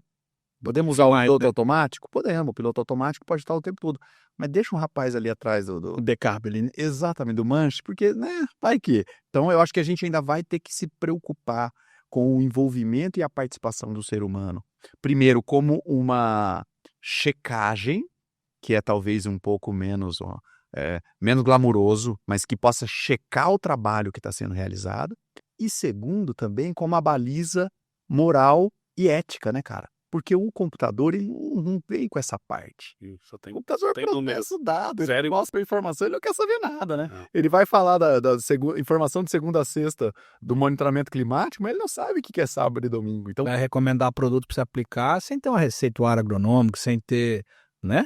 Como é que a gente... é isso. E outra, cara, você vê essa parte de análise de dados, que trabalha já no universo, que é olhar para muito dados. Pô, a inteligência artificial é super aplicada. Ainda assim, você não tem um site, eu não te mostrei nenhum, que você entra aqui, ele analisa todos os dados para você e você não precisa mais do analista humano. Pelo contrário, cara, referenciar, fazer o cruzamento das informações, é o ser humano que dá o comando. Então, a gente também tem que lembrar que tem a importância do ser humano para dar essa guia moral e ética e, ao mesmo tempo, para gerar o valor, para extrair o valor do que quer que aquela ferramenta possa trazer.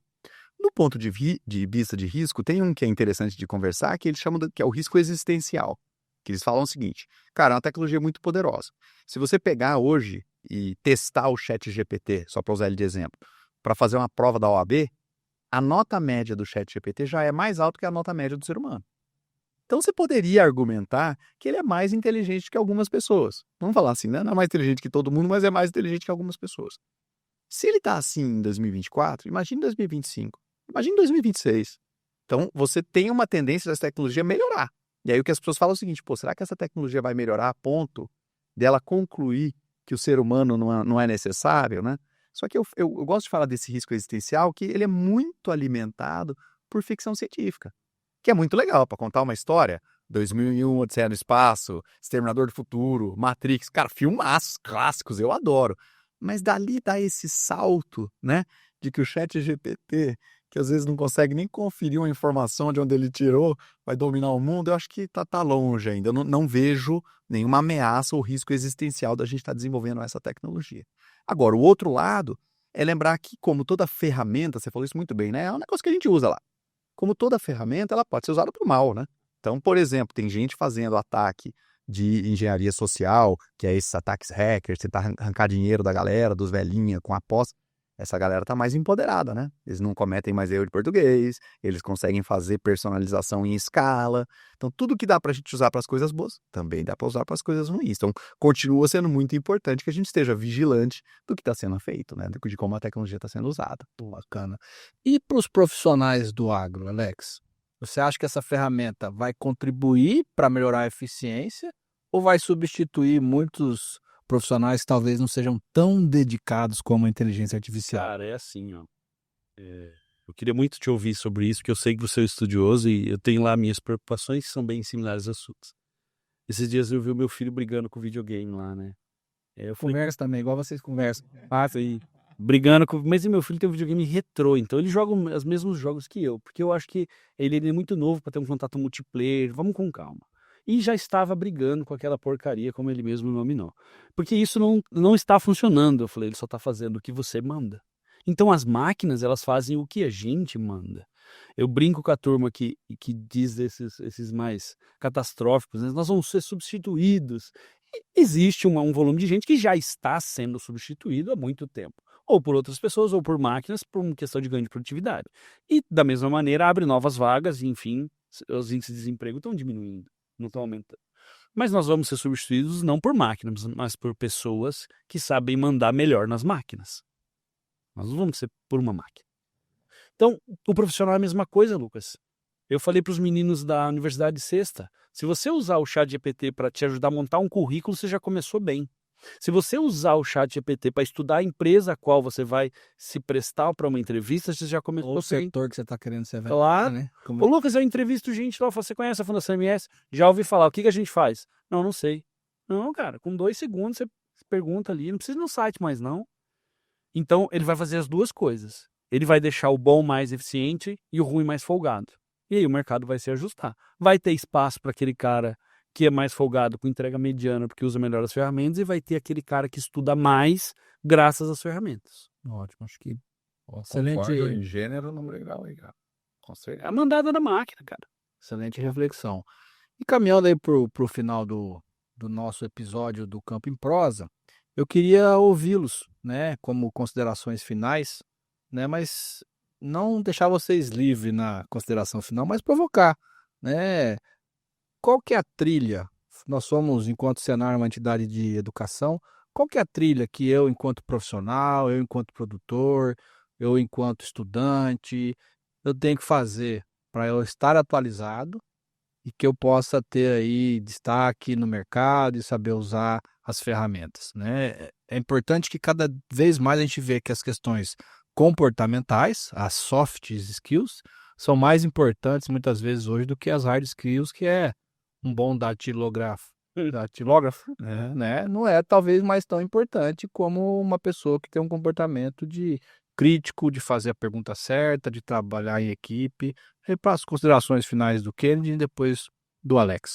Ó, Lucas, eu acho que a gente está com uma ferramenta na mão, disponível, ela é gratuita em boa parte dela, que permite a gente cobrir esse território técnico mais fácil. Então, eu acho que a questão das hard skills é isso, você tem conhecimento sob demanda, então é a hora que eu tenho o problema, é a hora que eu preciso resolver essa informação estar na mão, eu acho que essa é uma primeira vantagem. A gente já tinha o Google antes, mas agora ela está mais mastigada, mais fácil, mais aplicada para a nossa própria realidade, mas a gente ainda está numa fase muito inicial. Então, ainda temos poucos cursos estruturados ou organizados para essas ferramentas. O que eu acredito que é o melhor curso que você pode fazer é usar. É baixar o aplicativo do ChatGPT, usar a função de escrever texto e pegar a resposta, como a gente brincou aqui, mas usar também a versão de áudio, você pode conversar falando, né? Usar a versão da fotografia, tirar a foto para entender o gráfico do trabalho que você precisa fazer. Então, eu acho que a melhor recomendação para este momento, e aí a resposta pode ser diferente daqui a uns meses, mas é trazer pelo menos uma ferramenta para o teu dia a dia. Porque todos os insights que você vai ter na tua vida pessoal, talvez até para as suas questões pessoais, como o exemplo que você citou da apresentação sobre o que era ressurreição, reencarnação, né? Isso é o que vai trazer os melhores insights para como você pode aplicar na carreira ou na vida profissional. Então, acho que é uma recomendação de uso, né? De aplicação. Vai lá e usa. Quebra a barreira da entrada. Quebra essa barreira de entrada. E lembrar, cara, que é uma tecnologia que você não precisa fazer um curso avançadíssimo para usar. É só baixou, escreveu a pergunta, recebeu a resposta, você já está usando, né? Então, acho que é uma recomendação de consideração final para aplicar, para botar a mão na massa. Inclusive, tem muitas delas que já estão no próprio WhatsApp. Eu uso várias ferramentas, várias não, uso uma só, né? Mas tem várias de transcrição de áudio, por exemplo. Se eu receber um áudio agora, eu só encaminho e leio. E a minha reflexão, ô Lucas, talvez eu faria ela 10 anos atrás e talvez eu vou fazer daqui 30 anos a mesma coisa, que é sobre o uso de tempo. Eu queria desafiar as pessoas que nos assistem, que nos ouvem, a pegar o celular e olhar o histórico de uso e olhar como que ele está usando o celular. Eu desafio as pessoas a fazerem isso e olhar o tempo de rede social principalmente. E aí você vai mais 5 minutos e vê o que você consome na sua rede social, ou quem você segue ou curte, nem sei como é que fala, porque eu não tenho, né? Eu vou ter que falar isso em alguma hora para vocês, que eu só tenho LinkedIn. Olha. E entenda se esse tempo está te trazendo retorno. E se você achar que tá, continua. Se você achar que não tá, gasta meia hora por dia conversando com o ChatGPT. Sobre qualquer coisa. Absolutamente qualquer coisa. Se o Palmeiras tem mundial, como você lidar com o seu filho, ou com a sua esposa, ou com absolutamente qualquer problema. Se você perguntar o que eu falo com o meu ChatGPT, ele vai dizer lá que boa parte é criação de produção de shimeji. Que eu estou estudando isso. E eu pergunto, e aí, mas se eu fizer isso? E se eu fizer aquilo? Então, é o uso do tempo. É o uso do nosso dia. Todos nós temos uma coisa em comum, pelo menos todas as 8 bilhões de pessoas do mundo, é o dia com 24 horas. A diferença entre nós é o que cada um faz com elas. Maravilha. Kendi, quem quer acompanhar você nas redes sociais, conhecer mais sobre o seu trabalho. Você é uma referência aí no assunto hoje, não só aqui no Mato Grosso do Sul, no Brasil e internacionalmente, tem feito palestras, eventos aí no mundo todo. Quem quiser acompanhar o seu trabalho, conhecer um pouco mais sobre você, sobre as suas empresas, onde ele te acha aí? Eu tô usando principalmente o Instagram, Lucas, como rede, assim, para postar conteúdo com frequência. As pessoas me procuram, me conversam, me perguntam ferramenta para isso, para aquilo. Também gosto muito que elas me contem, usei para isso, foi legal, foi bacana. Então, compartilhar um pouquinho as experiências, eu adoro receber lá no Instagram. Meu nome não é muito fácil, né? Kenneth Correia, Kenneth, e o Correia com acento no E. Então, a equipe nossa vai colocar aqui embaixo para ajudar. Pra ajudar a galera, porque também minha avó não perdoa. Caprichou, né? É. Mas ele usa o LinkedIn também, porque ele já me cornetou no LinkedIn. É verdade. E você, Alex, quem quiser saber mais sobre o seu trabalho, da fundação, enfim, divulga aí as suas redes sociais, é o que A você fundação quiser. tem todas as redes. Inclusive as pessoas me mandam, olha, eu vi isso aqui no Instagram da fundação. Eu falo, não sei, peraí que eu vou perguntar pra turma. Mas eu, há um bom tempo, eu nunca tive Instagram, então eu nem saí do Instagram. A última rede minha foi o início do Facebook. E justamente por conta do uso do tempo, hoje eu uso, a única rede que eu uso é o LinkedIn.